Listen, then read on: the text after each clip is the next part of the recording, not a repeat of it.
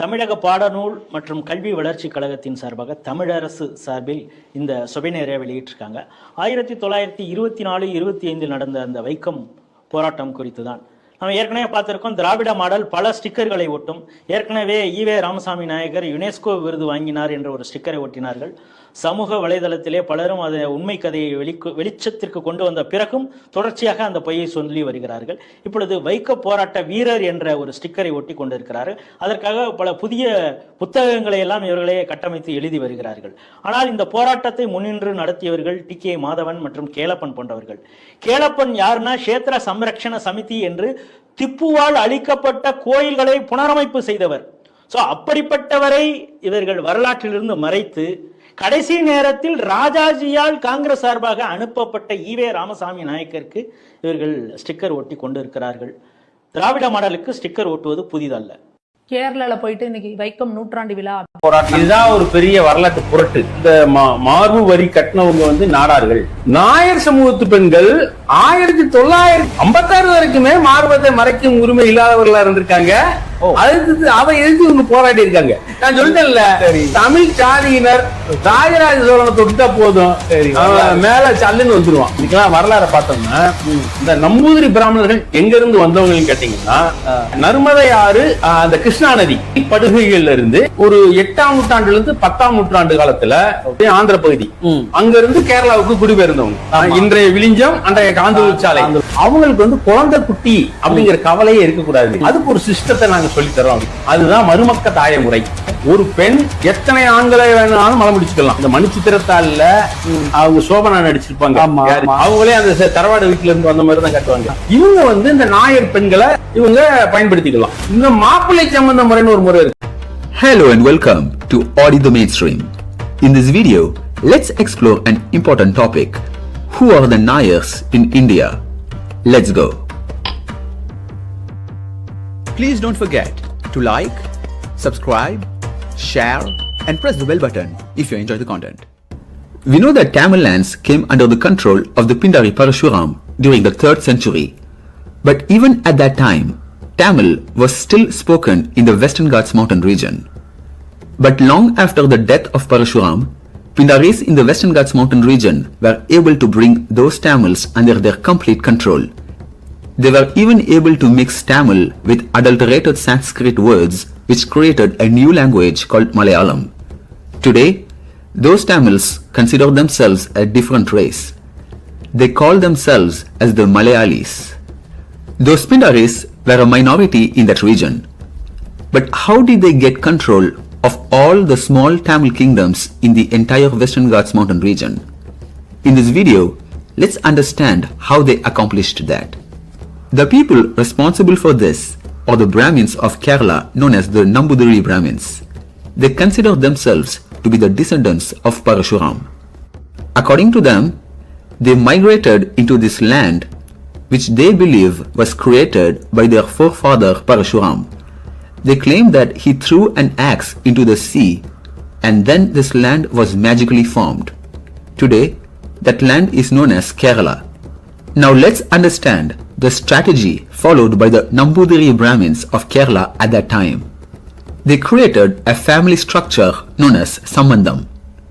This was to create a unique breed of humans that will only play the role of soldiers. This would later be used as a warrior community to attack other Tamil kingdoms. This community of soldiers had a title name called Nair. Nayars have subcastes among themselves like Menon, Nambiyar and Panigar.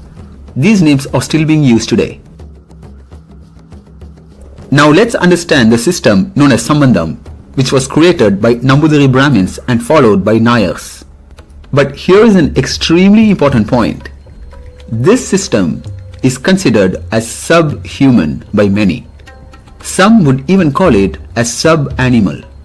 I request all viewers to watch this with an open mind.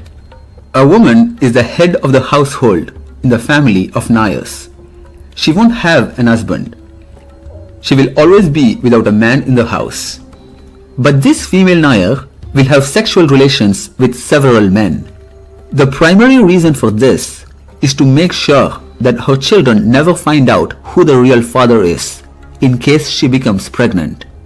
For example, let's say there's a female nair, and let's say 3 men visit her house for sexual relations. Let's say she gives birth to a boy and a girl. The boy and the girl will know that they are at least half brother and half sister. They will both know that they have the same mother, but they won't know who the father is. Also, none of these 3 men will know who is the real father of these 2 children. When the female child becomes an adult, she will follow her mother's example and also make sure to sleep with many men and get pregnant. This is also to make sure that her children never find out who their real father is. Similarly, when the boy becomes an adult, he is expected to go to any female nair and get her pregnant. No commitment, no living together, and no marriages. He will never know his biological father. He will also never know his biological children. Now here's the $1 million question. Why? Why create a breed of bastard humans who don't know their father or their children?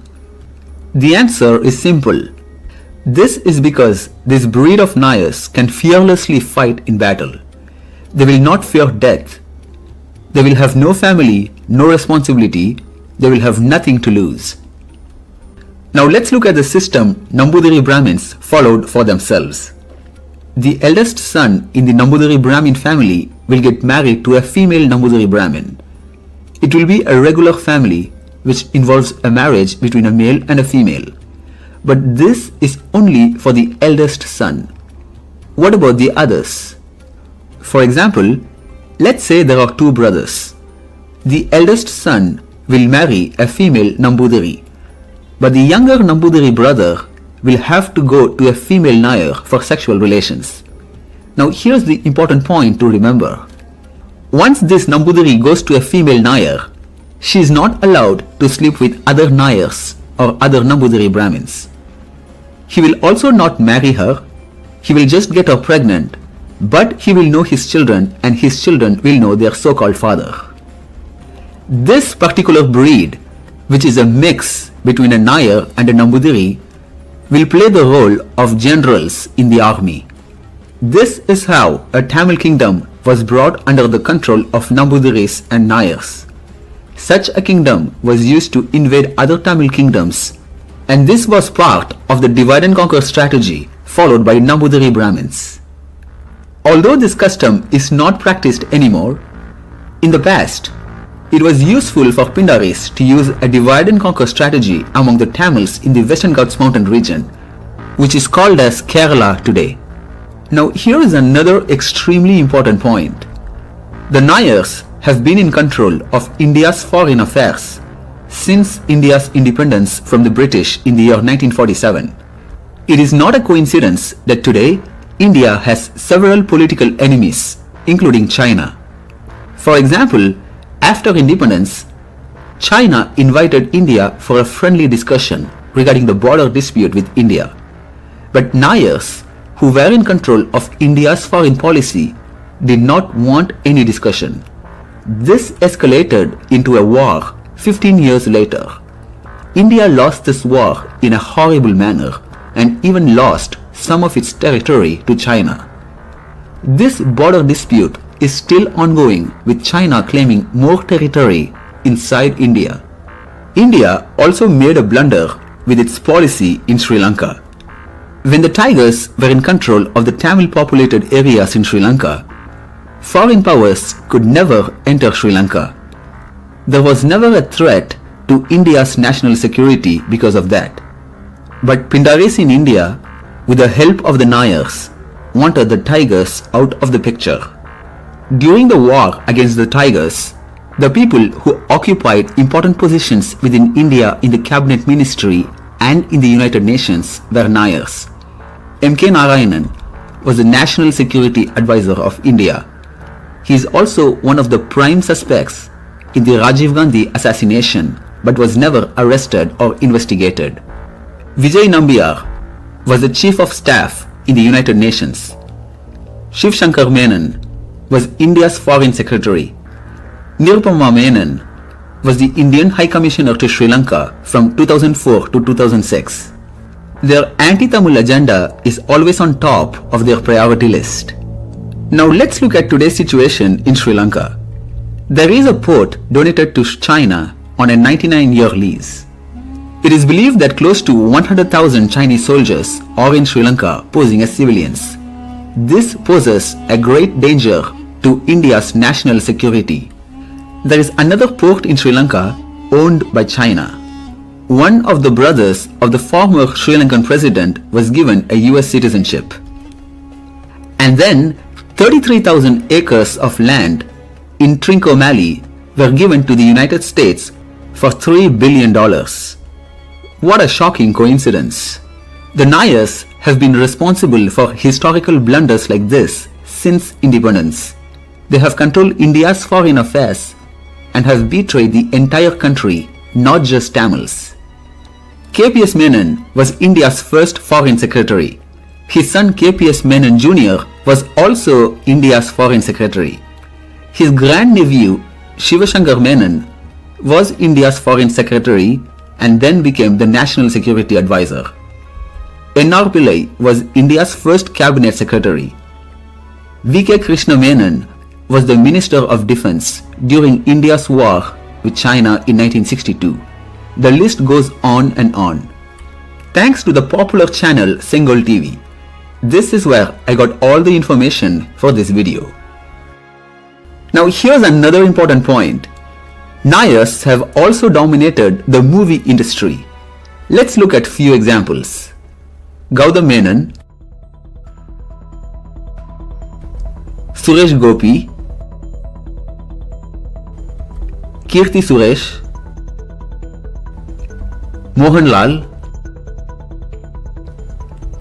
Kartika Menon, who changed her name to Bhavana, film producer Dilip, Shobana, M.G. Ramachandra Menon, who was also the Chief Minister of Tamil Nadu, Nitya Menon, Lakshmi Menon,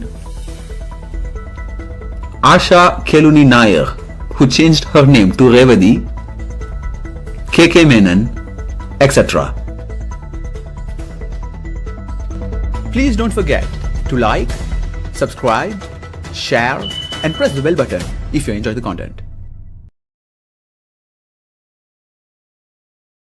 Tribes of Meghalaya system was not unique to the Nairs, nor was not even considered royalty, and they were raised in Ammavidas like this one. The matrilineal system was not unique to the Nairs, nor was it confined to Kerala. Across India, communities like the Khasi and the Garo tribes of Meghalaya and the Bunts and the Billavas of Karnataka all follow matrilineal with many variations. इस video में मैं बात करने वाला हूं Tulu Nadu reason के बारे में। आज के टाइम पे तुलु नाडु रीजन एक ऑफिशियल एंटिटी, एक ऑफिशियल एडमिनिस्ट्रेशन नहीं है, लेकिन एक टाइम पे जो ऑफिशियल एडमिनिस्ट्रेशन हुआ करता था वो था ब्रिटिश रूल।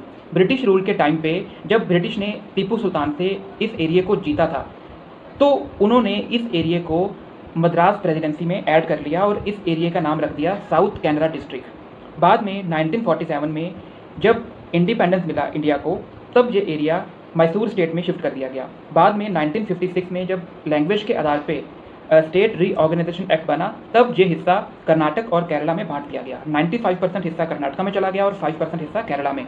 लेकिन इस बात से यहाँ के लोकल लोगों को बहुत प्रॉब्लम हुई, गवर्नमेंट से बहुत शिकवा हुआ। उसका कारण ये है कि चाहे कर्नाटक में ज़्यादा बोलने वाली लैंग्वेज कन्नड़ा है, लेकिन इस पर्टिकुलर एरिया में बोलने वाली लैंग्वेज थी तुलु।